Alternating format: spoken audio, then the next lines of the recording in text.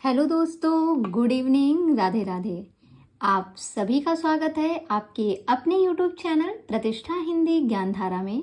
तो आप सभी बताइएगा, आप सभी कैसे हैं। उम्मीद करती हूँ कि आप सभी अच्छे होंगे और मन लगाकर पढ़ाई भी कर रहे होंगे।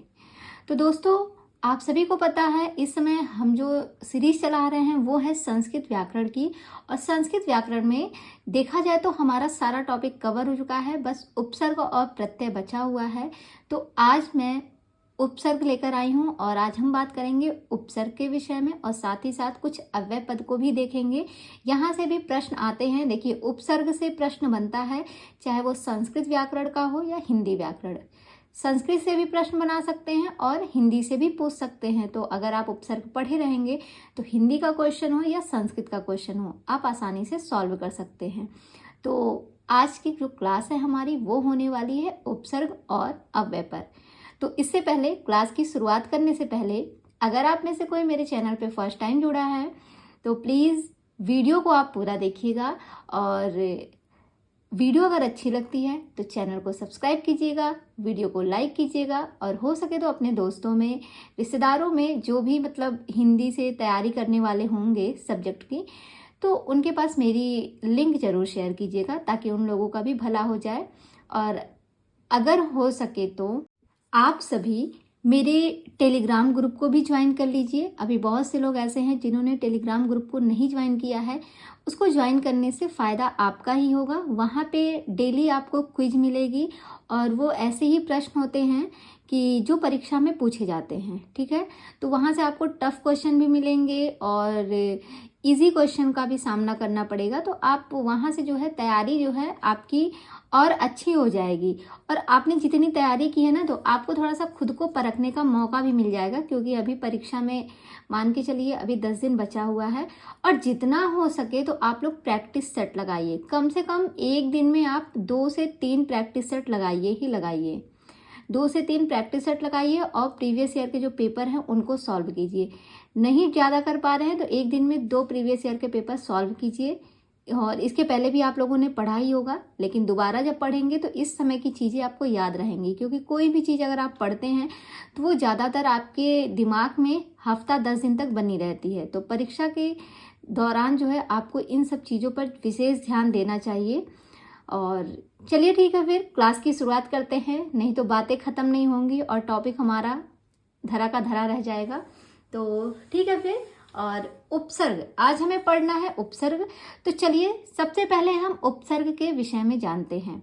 देखिए, उपसर्ग जो होता है इसमें जो मोटी मोटी बातें हैं वो ये हैं कि उपसर्ग जो होता है वो किसी भी धातु के पहले लगाया जाता है। किसी भी धातु या शब्द के पहले जो शब्द लगाए जाते हैं वो कहलाते हैं उपसर्ग। और एक सबसे इम्पॉर्टेंट बात है कि उपसर्गों की जो संख्या होती है वो 22 होती है। उपसर्ग टोटल कितने होते हैं? 22 होते हैं। ये 2 पॉइंट आपको याद रखना है, बाकी अभी मैं आगे आपको बताऊंगी। सारे पॉइंट मैंने लिखवाए भी हैं, तो आप उन सब चीज़ों को अच्छे से सुनिएगा, ध्यान दीजिएगा और समझने का प्रयास कीजिएगा। बहुत टफ नहीं है, पहले ही मैं बता रही हूँ, डरिएगा नहीं, आसानी से अच्छे से शांति दिमाग से पढ़िएगा। तो चलिए, उपसर्ग बात करें उपसर्ग की। तो उपसर्ग जो है, अगर प्रश्न कभी आ जाए कि उपसर्ग में कौन सा उपसर्ग लगा हुआ है, मतलब कि उपसर्ग में कौन सा उपसर्ग लगा के इस शब्द का निर्माण हुआ है, तो आप क्या बताएंगे? उपसर्ग में उप उपसर्ग लगा हुआ है। तो ये भी क्वेश्चन बन सकता है कि उपसर्ग में कौन सा उपसर्ग लगा है। तो उपसर्ग जो शब्द है इसमें उप उपसर्ग लगा है। धातु की बात की जाए तो इसमें सृज धातु है।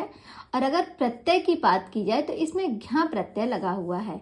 तो ये 3 जो है महत्वपूर्ण पॉइंट हैं, प्रश्न यहाँ से बना सकता है, ध्यान रखिएगा।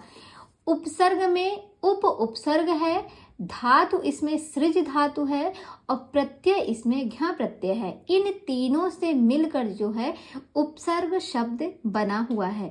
और उपसर्ग का जो अर्थ होता है वो होता है समीप रखा जाए। इतनी बातें आपको समझ में आई कि उपसर्ग जो है कौन से धातु से, कौन से प्रत्यय से और कौन से उपसर्ग से मिलकर बना है और उपसर्ग शब्द का अर्थ क्या होता है। ये इतनी चीजें क्लियर हो गई। आगे बढ़ते हैं। देखिएगा, पाणिनि ने एक कथन कहा है, एक बात कही है। क्या कहा है इन्होंने? ये पाणिनि के द्वारा कहा गया है, ध्यान रखिएगा। पादयः उपसर्गाः क्रिया योगे, पादयः उपसर्गाः क्रिया योगे। हो सकता हो ये लाइन दे के पूछ ले कि ये किसके द्वारा कही गई है, उपसर्ग के विषय में ये बात किसके द्वारा कही गई है। तो आपको पता होना चाहिए। वैसे ऐसे प्रश्न आते नहीं हैं, लेकिन अगर ध्यान रहेगा तो कभी बना तो आप गलत तो नहीं करेंगे। तो ये पाणिनि के द्वारा कहा गया है। अब इसका मतलब क्या है?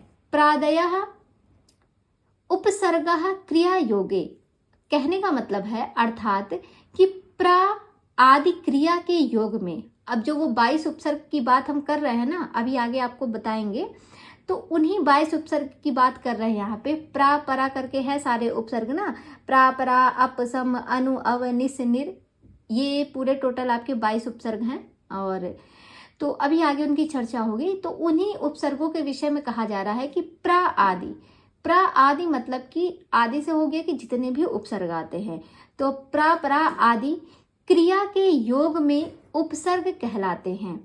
जितने भी ये 22 उपसर्ग हैं, ये जब क्रिया के योग में आते हैं तो ये उपसर्ग कहलाते हैं।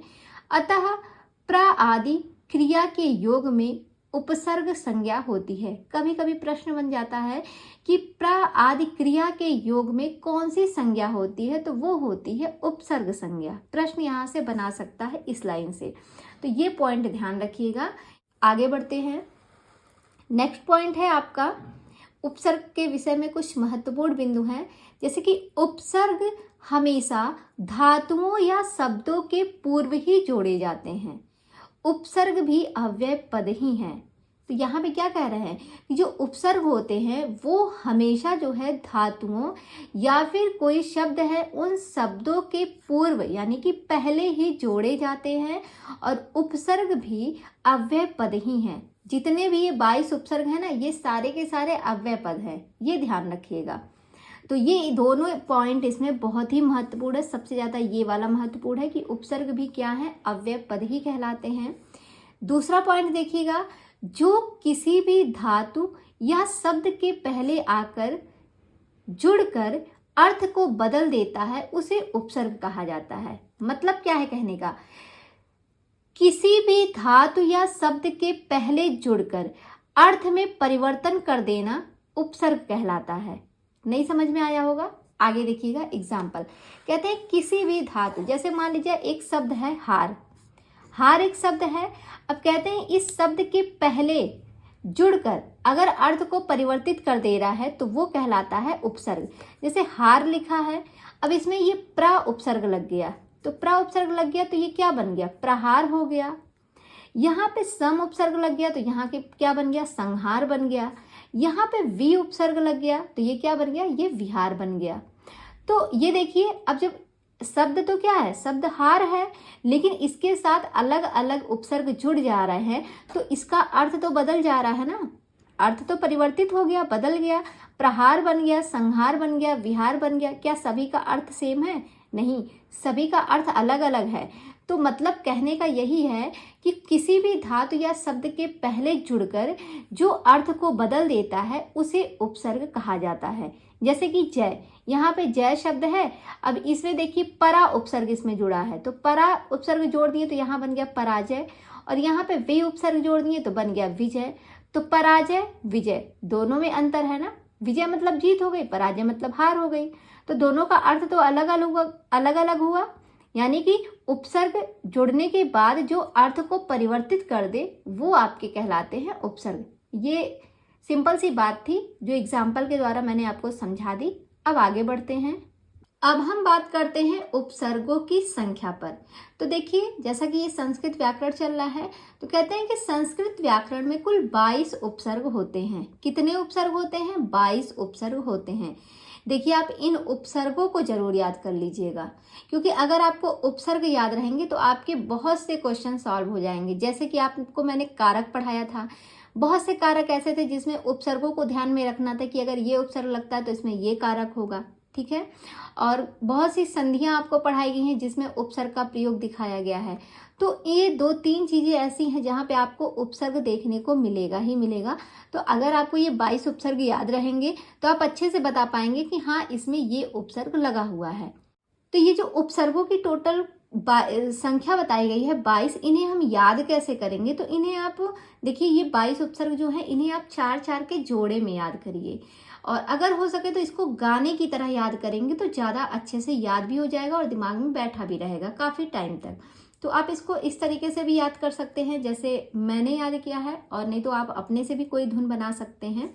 इसको आप इस तरीके से पढ़िए, प्रापरा अप सम अनु अव निस निर, प्रापरा अप सम अनु अव निस निर, दुष दुर्वी आंगनी अधि अपियति, दुष दुर्वी आंगनी अधि अपियति, सुउत अभिप्रति परि उपसर्ग, सुउत अभिप्रति परि उपसर्ग। उप है और आगे जो है सर्ग जोड़ दीजिए तो 22 पूरे हो गए ना। एक बार फिर से इसको पढ़िएगा, इसी तरीके से आप इसको गा गा के याद कर सकते हैं। प्रापरा अप सम अनि अव निस निर, प्रापरा अप सम अनु अव निस निर, दुष दुर्वी आंगनी अधि अपियति, दुष दुर्वी आंगनी अधि अपियति, सुउत अभिप्रति परि उपसर्ग, सुउत अभिप्रति परि उपसर्ग। इस तरीके से आप नहीं होगा तो गा के याद करेंगे, और जैसे आप गाने को याद करते हैं वैसे आप इसको भी 5-6 बार पढ़ेंगे तो आपको अच्छे से याद हो जाएगा। बस याद रखना है कि लाइन से याद करिएगा, ठीक है। आगे बढ़ते हैं। अब हम देखते हैं कि ये जो उपसर्ग हमने ये 22 देखे हैं, ये कैसे मतलब क्वेश्चन इससे कैसे बनते हैं और कैसे ये पूछे जाते हैं, मतलब किस तरीके से हम पहचानेंगे कि इसमें ये उपसर्ग लगा है।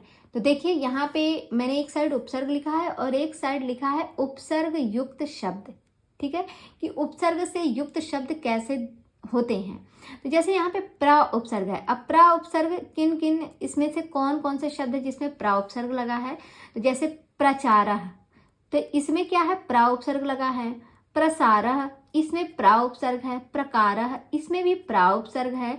प्रख्यातम, इसमें भी प्रा उपसर्ग आपका लगा हुआ है। तो ये प्रा उपसर्ग के उदाहरण हैं। आगे है परा। परा उपसर्ग की अगर हम बात करें तो इसमें जो है, इसके उदाहरण है पराक्रम। अब इसमें प्रा उपसर्ग नहीं है, इसमें परा उपसर्ग है। तो जब आपको उपसर्ग याद रहेगा तभी आप बता पाएंगे कि इसमें प्रा उपसर्ग है या परा उपसर्ग है। तो पराक्रमः, पराजयः, पराकाष्ठा, ये 3 एग्जाम्पल मैंने दिए हैं परा उपसर्ग के। आगे देखिएगा, अगला है अप। अप उपसर्ग जो है इसके जो उदाहरण है वो है अपमानः, अपयशः। 2 एग्जाम्पल मैंने दिए हैं, अपमानः, अपयशः। ऐसे हजारों के हजारों शब्द आपको मिलेंगे, ठीक है। आगे है सम।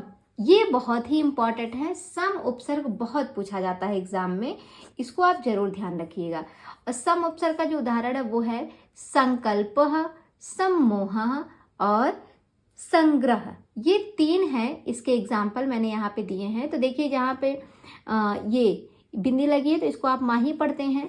तो संकल्पः, सम्मोहः, संग्रह, ये 3 आपके सम उपसर्ग के उदाहरण हैं, ठीक है।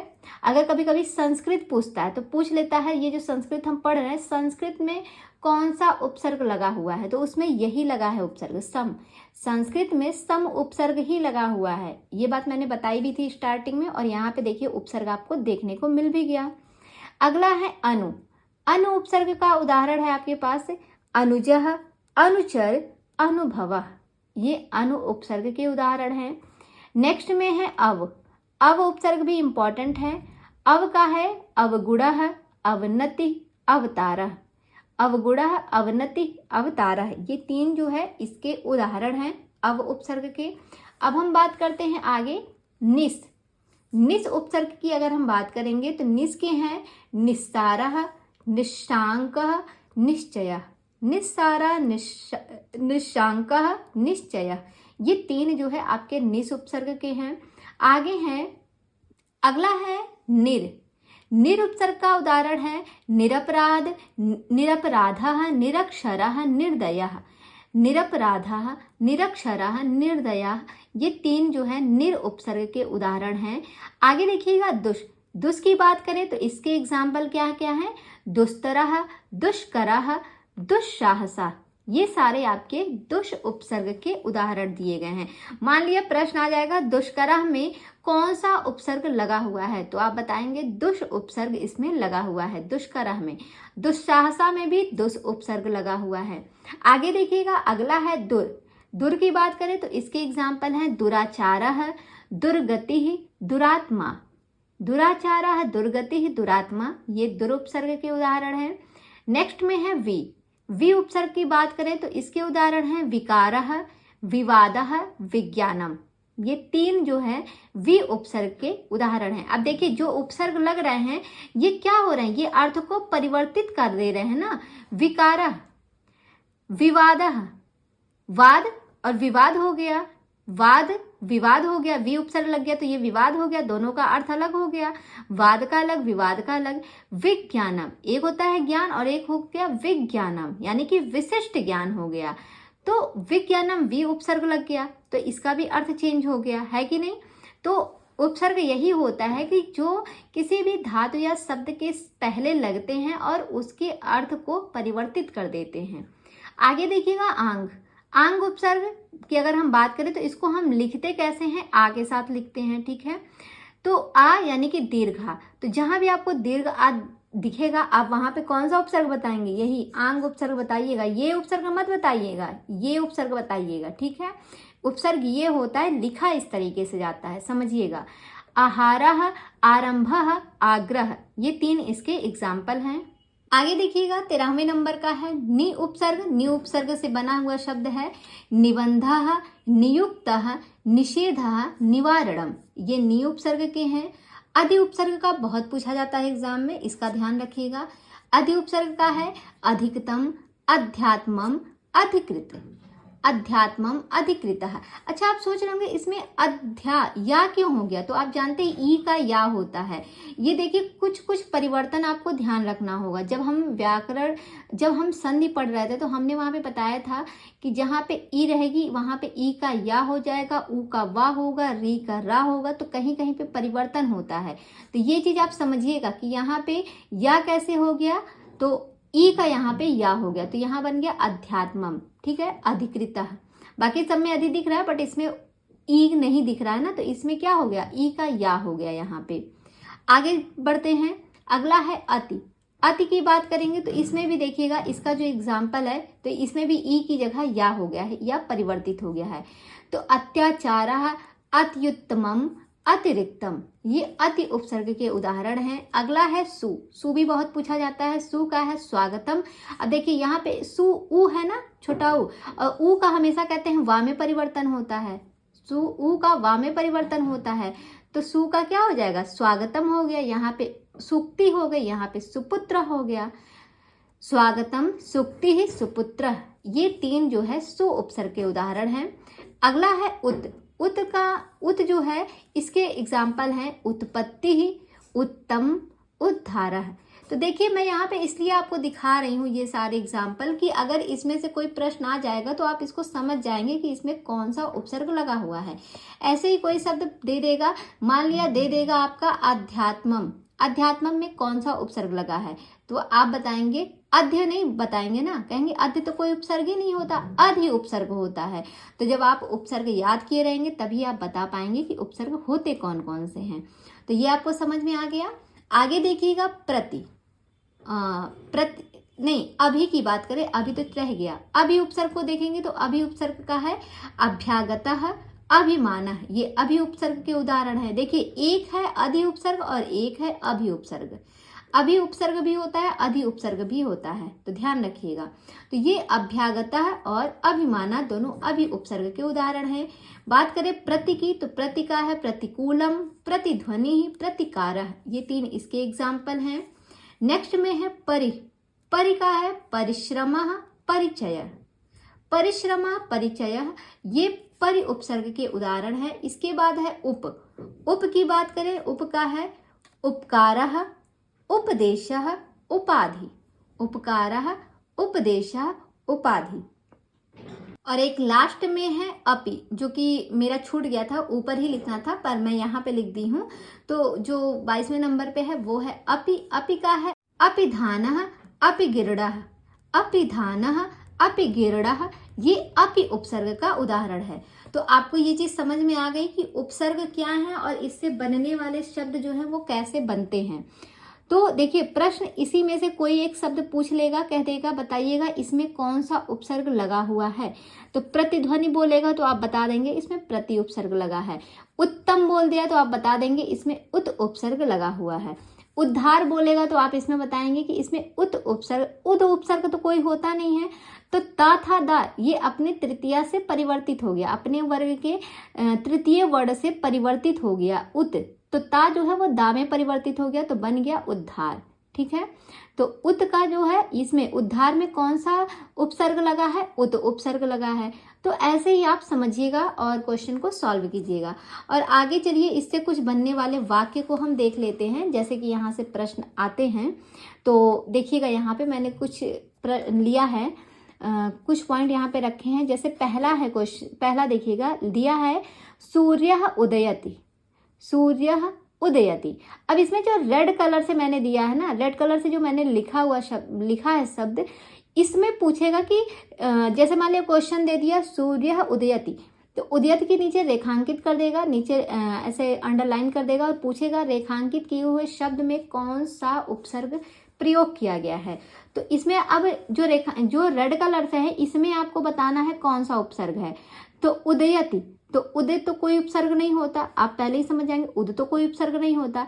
फिर आप समझिएगा कि ये कहीं उद उपसर्ग तो नहीं है, ता का दा में परिवर्तित किया गया है, ता को दा में, तो बिल्कुल ये उत उपसर्ग का ही उदाहरण है, यानी कि उदयति में उत उपसर्ग लगा है। दूसरा है मंत्रम माम निमंत्रयति, तो निमंत्रयति, अब इसमें निमंत्रयति में कौन सा उपसर्ग लगा है, तो आपको पता है नी उपसर्ग होता है, तो इसमें नी उपसर्ग लगा है, देख के भी मिल जा रहा है। अगला है अहम विद्यालयात आगच्छामि। अब इसमें आपको आगच्छामि में बताना है कि कौन सा उपसर्ग लगा है, तो इसमें आंग उपसर्ग लगा हुआ है। कौन सा उपसर्ग है, आंग उपसर्ग है। आ नहीं है भाई, यहाँ पे आंग उपसर्ग होगा, मैंने यहाँ पे गलत लिख दिया है, इसको आप सही कर लीजिएगा। यहाँ पे कौन सा उपसर्ग होगा, आंग होगा। तो ये चीज आप थोड़ा सा ध्यान दीजिएगा, मैंने ही गलत लिख दिया, बताया भी था। तो यहाँ पे आंग उपसर्ग होगा, जिसे हम जब लिखते हैं तो आ के रूप में लिखते हैं। अगला है राजा सिंहासनम अधितिष्ठति, राजा सिंहासनम अधितिष्ठति। अब इसमें अधितिष्ठति में पूछ रहा है कौन सा उपसर्ग लगा है, तो अधितिष्ठति में अधि उपसर्ग लगा है, देख के ही समझ में आ जा रहा है। अगला है धनिकः धनम संचिनोति, धनिकः धनम संचिनोति। अब इसमें संचिनोति जो है इसमें कौन सा उपसर्ग लगा है, तो क्या संच कोई उपसर्ग है, तो आप कहेंगे नहीं, संच नहीं, सम उपसर्ग होता है। कौन सा उपसर्ग होता है, सम उपसर्ग होता है। तो इसमें जो है संचिनोति में सम उपसर्ग लगा हुआ है। तो देखिए, परीक्षा में ऐसे ही प्रश्न पूछे जाएंगे, ऐसे कोई वाक्य दे देगा और अंडरलाइन कर देगा, पूछेगा इसमें जो है इस शब्द में कौन सा उपसर्ग लगा हुआ है। तो अब इसके बहुत से उदाहरण हैं, मैं कितना बताऊं यहाँ पे, तो मैंने 4-5 आपको बता दिया है। देखिए, उपसर्ग में ऐसे ही प्रश्न आते हैं, इसमें बहुत ज़्यादा बताने वाली बात नहीं है, बस आपको याद क्या करना है, उन 22 उपसर्गों को याद रखना है जो 22 उपसर्ग अभी मैंने बताए हैं। और हाँ, एक महत्वपूर्ण बात और देखिएगा, जो उपसर्ग की संख्या हमने 22 पढ़ी है, उन 22 उपसर्गों में आपको ये ध्यान रखना है किसमें हलंत लगा है, किसमें हलंत नहीं लगा है। तो ध्यान दे दीजिएगा कि स्टार्टिंग के 3 में तो हलंत नहीं लगा है, चौथे में लगा है, उसके बाद 2 में नहीं लगा है, 7वें में लगा है, 7वें से लेके आपका 10 तक पूरा हलंत लगा है। फिर 11वें में नहीं है, 12वें में है, और 12वें के बाद सीधे 18वें में हलंत है, और बीच में कहीं देखने को नहीं मिलता है। तो ये चीज़ थोड़ा सा ध्यान रखिएगा उपसर्ग के विषय में खास करके। अब हम बात करेंगे अव्यय के बारे में। देखिए, उपसर्ग में उतना ही था, उससे ज़्यादा कुछ आता नहीं है बाहर से, और जितना एग्जाम में आना रहता है उतना मैंने आपको बता दिया है। अब एग्जाम्पल कौन सा देके पूछेगा वो तो एग्जामिनर ही जाने कि वो कौन सा एग्जाम्पल देगा। हो सकता है जितना मैंने बताया उसी में से कोई पूछ ले या फिर कुछ अलग पूछे। तो तरीका आपको पता चल गया है, आप कैसे उसमें जानेंगे कि इसमें कौन सा उपसर्ग लगा हुआ है। अब हम बात करते हैं अव्यय की। तो अव्यय की अगर हम बात करते हैं तो अव्यय के बारे में 1-2 पॉइंट है जो कि ध्यान रखना चाहिए। वो है कि जो शब्द तीनों लिंगों सभी विभक्तियों तथा तीनों वचनों में समान रहते हैं वे अव्यय कहलाते हैं। मतलब इनका परिवर्तन नहीं होता। तीनों लिंगों यानी कि पुल्लिंग, स्त्रीलिंग, नपुंसक लिंग, सभी विभक्तियों यानी कि वो जो सातों विभक्तियां हैं, प्रथमा विभक्ति, द्वितीय विभक्ति, तृतीया विभक्ति, उन सातों विभक्तियों तथा तीनों वचनों यानी कि एक वचन, द्विवचन, बहुवचन, इन सभी में वो समान रहते हैं, कोई परिवर्तन नहीं होता है, वे कहलाते हैं अव्यय। ठीक है, अव्यय वही कहलाते हैं, ये ध्यान रखिएगा। नेक्स्ट पॉइंट है कि अव्यय पदों का रूप नहीं चलता है। जो अव्यय पद होते हैं उनका रूप नहीं चलता है। वो हर मतलब अगर कोई पूछ ले कि तत्र, तत्र में कौन सा रूप है, क्या ये पुल्लिंग है या स्त्रीलिंग है, कैसा शब्द है, कौन सा लिंग है, तो आप बता पाएंगे तत्र कैसा लिंग है? नहीं भाई नहीं, उस वो लिंगों में चलता ही नहीं है, वो अव्यय पद हैं। और जो अव्यय पद होते हैं ना तो वो लिंगों में चलते हैं, ना विभक्तियों में, ना वचनों में, सभी में एक समान रहते हैं, उनमें कोई परिवर्तन नहीं होता है। ठीक है, ये बात आप ध्यान रखिएगा। और जैसे एग्जाम्पल के तौर पे ये शब्द कौन कौन से हैं? यथा, तत्र, अत्र, किम, कुत्र, कदा इत्यादि, ये सारे के सारे शब्द कैसे हैं? ये अव्यय शब्द हैं। आइए अब देखते हैं अव्यय शब्द जो होते हैं मुख्यतः कितने प्रकार के होते हैं। तो देखिएगा, मान लिया प्रश्न बन जाए तो ये ध्यान रखिएगा, जो अव्यय शब्द होते हैं वो मुख्यतः 4 प्रकार के होते हैं। कितने प्रकार के होते हैं? 4 प्रकार के होते हैं। पहला होता है उपसर्ग। उपसर्ग मतलब जो अव्यय मुख्य रूप से 4 प्रकार के बताए गए हैं उसमें पहला आता है उपसर्ग। अब उपसर्ग तो मैंने अभी आपको जस्ट पढ़ाया है, तो आपको पता है जो 22 उपसर्ग होते हैं वो अव्यय ही होते हैं। तो उन्हीं 22 उपसर्ग को हम वो सब अव्यय के अंतर्गत ही आते हैं, तो वो 22 उपसर्ग क्या हो गए? अव्यय ही हो गए। तो पहला यही हो गया। दूसरा होता है क्रिया विशेषण।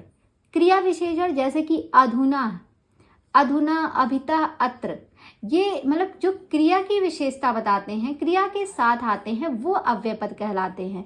तो क्रिया विशेषण के साथ जो जो लगे होते हैं, क्रिया की विशेषता बताते हैं, वो भी अव्यय पद होते हैं। जैसे कि अधुना, अभितः, अत्र, ये भी अव्यय पद हैं।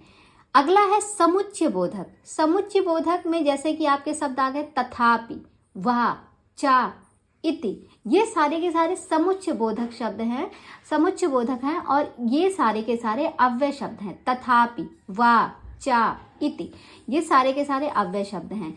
अगला है मनोविकार। मनोविकार सूचक शब्द यानी कि जो मन में अचानक से आते हैं, विस्मयादि बोधक जिसे हम कहते हैं, जैसे आहा, अहो, हंत, धिक, अरे इत्यादि, ये सारे के सारे शब्द कैसे हैं? मनोविकार। मतलब कि ये जो शब्द होते हैं ना, ये सोच समझ के नहीं आते हैं। अभी मान लिया मेरी जो क्लास की टाइमिंग है वो 6 बजे शाम की है, ठीक है, और मान लिया हम किसी दिन आपकी मतलब मेरी वीडियो किसी दिन 8 बजे अपलोड होती, तो आप क्या बोलेंगे? अरे आज तो मैम की वीडियो जो है 8 बजे अपलोड हो रही है, होता है ना। तो वो आपने सोच के तो नहीं बोला, आपने सोच के तो नहीं बोला, वो अचानक से वो आ गया, वो आपके मन में अचानक से आया, तो वो भी क्या हुआ? वो भी अव्यय ही हैं। अब वो बदलेंगे थोड़ी ना, ठीक है। तो जैसे आहा, अहो, हंत, धिक, अरे, ये सारे के सारे शब्द जो होते हैं जो मनोविकार, इसीलिए इनको मनोविकार कहा गया है, और इन्हें जो हम विस्मयादि बोधक भी कहते हैं। ये सारे के सारे अव्यय पद होते हैं। ध्यान रखिएगा, अव्यय शब्द कौन कौन से होते हैं? जो 22 उपसर्ग होते हैं वो अव्यय होते हैं। क्रिया विशेषण वाले जो शब्द होते हैं वो अव्यय होते हैं। समुच्चय बोधक वाले अव्यय होते हैं। मनोविकार सूचक जो शब्द होते हैं वो अव्यय के अंतर्गत आते हैं। तो मैंने कुछ एग्जाम्पल दे दिए हैं। और अव्यय से बनने वाले जैसे प्रश्न जो बनते हैं वो कैसे बनते हैं देखिएगा। जैसे मान लिया एक वाक्य दिया कि रामा सदा सत्यम वदति। रामा यानी कि राम सदा सत्य बोलते हैं, रामा सदा सत्यम वदति, ठीक है। अब इसमें सदा जो है मैंने रेड कलर से किया है। देखिए जितना मैंने रेड कलर से किया, ये सारे के सारे अव्यय शब्द हैं, ये आप समझिएगा। अब ऐसे वाक्य दे देगा और सदा के नीचे अंडरलाइन कर देगा, अंडरलाइन नहीं करेगा, सॉरी, सदा के नीचे इसमें अंडरलाइन नहीं करेगा, इसमें ऐसे ही वाक्य दिया रहेगा और पूछेगा कि इसमें कौन सा शब्द अव्यय है। तो आपको पता है कि इसमें कौन सा शब्द अव्यय है, तो सदा। सदा मतलब हमेशा। क्या हमेशा पुल्लिंग में आएगा? अगर कोई पूछ ले हमेशा कैसा शब्द है, क्या ये पुल्लिंग है, स्त्रीलिंग है, तो आप कहेंगे नहीं, ये तो अव्यय पद है। इसका जो रूप है वो मतलब इसका कोई रूप चलता नहीं है, ये सभी में समान रहता है। तो सदा जो है ये क्या है? ये अव्यय है। दूसरा है बालकः कुत्र निवसन्ति। तो कुत्र, यहाँ पे जो कुत्र आया है ये क्या है, ये भी आपका अव्यय शब्द है। कुत्र मतलब होता है कहाँ, और कहाँ में जो शब्द है क्या वो किसी, आप अगर कोई पूछ ले कि कहाँ जो है वो पुल्लिंग है या स्त्रीलिंग, नहीं बता पाएंगे ना पुल्लिंग है कि स्त्रीलिंग, क्योंकि वो लिंगों में चलता ही नहीं है, सभी में एक समान रहता है। तो कुत्र क्या हो गया, ये अव्यय पद हो गए। तो ऐसे आप पहचानिएगा, ऐसे ही लाइन दे देगा, वो पूछेगा इसमें से कौन सा शब्द है जो अव्यय है। प्रातः सूर्य उदयति, तो प्रातः सूर्य उदयति, तो इसमें अव्यय शब्द कौन सा है, तो इसमें जो अव्यय शब्द है वो है आपका प्रातः। प्रातः जो है ये अव्यय शब्द है। अगला है सा कथम लिखति, सा कथम लिखति, तो इसमें जो अव्यय शब्द है वो कौन सा है, तो वो है कथम। कथम जो है ये आपका अव्यय शब्द है। अगला है कृषकः यथाशक्ति दानम ददाति, तो कृषका यथाशक्ति, देखिए यथा इसमें आया है ना, और ये अव्ययी भाव के उदाहरण भी हैं, आप जानते हैं, ठीक है। तो जितने भी अव्ययी वाले शब्द होते हैं वो सारे के सारे कैसे होते हैं, वो आपके अव्ययी, जो अव्ययी भाव वाले समास होते हैं वो अव्यय पद में ही आते हैं, ये आप जानते ही हैं। तो यथाशक्ति, यथाशक्ति में क्या है, इसमें भी ये अव्यय वाले शब्द हैं। अगला है सह नक्तम भोजनम ना करोति, सह नक्तम भोजनम ना करोति, नक्तम मतलब होता है रात्रि, ठीक है। तो क्या रात्रि जो है पुल्लिंग के लिए अलग आता है, स्त्रीलिंग के लिए अलग आता है, नपुंसक लिंग के लिए अलग आता है, तो आप कहेंगे नहीं, सभी के लिए रात्रि सेम होती है। ऐसा तो है नहीं, कोई स्त्रीलिंग है वो तो रात्रि का रात्रा बोलेगी, और कोई पुल्लिंग है मतलब स्त्रीलिंग है तो रात्रि बोलेगी, पुल्लिंग है तो रात्रा बोलेगा, ऐसा तो नहीं है, दोनों लोग यही बोलेंगे, रात्रि ही बोलेंगे। तो नक्तम, नक्तम मतलब होता है रात्रि, तो ये जो है आपका कैसा शब्द है, ये आपका अव्यय शब्द है। और आगे देखते हैं, अगला है सह स्वमेव धनम दास्यति, तो स्वयमेव जो है ये आपका कैसा शब्द है, ये आपका अव्यय शब्द है। तो देखिए ऐसे ही आपकी जो है परीक्षा में अव्यय शब्द से भी प्रश्न अगर पूछे जाएंगे तो ऐसे ही बनेंगे। ये सब छोटे छोटे टॉपिक है, इसमें ज़्यादा कुछ है नहीं, बस आपको ये ध्यान रखना है कि अव्यय जो होते हैं वो सभी, जो भी शब्द अव्यय होते हैं वो तीनों लिंगों, सभी विभक्तियों तथा तीनों वचनों में समान होते हैं। अव्यय पदों का रूप नहीं चलता है। अव्यय प्रायः 4 प्रकार के होते हैं। वो 4 प्रकार कौन कौन से हैं? पहला है उपसर्ग, और उपसर्ग में वही जो 22 उपसर्ग अभी हमने पढ़े हैं वो 22 उपसर्ग ही अव्यय हैं। क्रिया विशेषण वाले जैसे कुछ शब्द होते हैं, जैसे अभिता, अत्र हो गया। समुच्चय बोधक वाले जैसे तथापि, व, चा इत्यादि शब्द जो आते हैं। फिर मनोविकार वाले सूचक शब्द जो होते हैं, जैसे आहा, अहो, अरे, धिक, ये सारे शब्द जो हैं ये भी आपके अव्यय के अंतर्गत आते हैं। तो ये कुछ महत्वपूर्ण बातें थी। बाकी जो प्रश्न बनेंगे वो आपके इसी तरीके से एक वाक्य दे देगा और पूछेगा इनमें से कौन सा अव्यय शब्द है। तो मैंने तो रेड कलर से आपको हाईलाइट करके दिखा दिया कि यही यही अव्यय शब्द हैं, पर एग्जाम में ऐसे हाईलाइट नहीं किया होगा, बस वाक्य लिखा होगा, सिंपल सा पूछ लेगा कि इस वाक्य में अव्यय शब्द कौन सा है। ठीक है, तो आपको जब पता होगा, पढ़े रहेंगे तो आप ये चीज बता पाएंगे। बाकी आज जो है हमने 2 टॉपिक खत्म किया, एक हमने उपसर्ग को पढ़ा और एक हमने अव्यय को देखा, और कल हम जो है प्रत्यय को पढ़ेंगे और इसी के साथ जो है संस्कृत व्याकरण को भी समाप्त करेंगे। तो आप सभी बताइएगा क्या आप लोगों को उपसर्ग और अव्यय जो है समझ में आया। अगर कोई दिक्कत होगी तो आप कमेंट करके मुझे बताइएगा, तो मैं अगले दिन जो है उस चीज को समझाने का फिर से प्रयास करूंगी। नहीं तो फिर कल हम पढ़ेंगे प्रत्यय को। और मैं सोच रही हूँ जब तक एग्जाम आप लोगों का हो नहीं जाता तब तक ये जो छोटे छोटे टॉपिक हैं इन सभी को मैं करा के, और एग्जाम की दृष्टि को ध्यान में रखते हुए एग्जाम को ध्यान में रखते हुए आगे जो आने वाली वीडियोस हैं वो आपके लिए बहुत ही महत्वपूर्ण होने वाली हैं, क्योंकि वो ऐसी वीडियोस नहीं आएंगी, कुछ जो महत्वपूर्ण हैं जो कि परीक्षा में पूछे भी जाते हैं और लोगों को जल्दी भूलते हैं, उन सभी चीज़ों पर मैं चर्चा करूंगी जो भी 8-10 दिन बचा है, ताकि यहाँ से भी आपकी तैयारी जो है, जो भी 1-2 नंबर वहाँ से बनने वाले हैं वो आपका गलत ना हो। बाकी आगे जो है जब पेपर खत्म हो जाएगा उसके बाद एक नई सीरीज शुरू होगी, लेकिन अभी फिलहाल 8-10 दिन ये संस्कृत खत्म हो जाए, कल नहीं तो परसों तक तो कोशिश है कि ये संस्कृत खत्म हो जाएगा। इसके बाद जो है जो छोटे छोटे टॉपिक हैं हिंदी में उन सारे टॉपिकों पर चर्चा करेंगे। एक एक दिन की एक एक वीडियो आती रहेगी जो कि आपके एग्जाम की दृष्टि से बहुत ही महत्वपूर्ण होने वाली है। तो चलिए आज की क्लास को यहीं तक रखते हैं। और अगर आप में से कोई मेरे चैनल पे फर्स्ट टाइम जुड़ा है तो वीडियो तो खैर ख़त्म हो चुकी, क्लास तो समाप्त हो गई है। तो अगर आपको क्लास अच्छी लगी है और चीज़ें समझ में आई हैं तो प्लीज़ जाते जाते एक लाइक करते जाइएगा, और अगर हो सके तो मेरे चैनल को सब्सक्राइब भी कर लीजिए और अपने दोस्तों में भी शेयर ज़रूर कीजिएगा। तो चलिए फिर मिलते हैं कल ठीक इसी टाइम पे शाम 6 बजे। तब तक के लिए टाटा बाय बाय।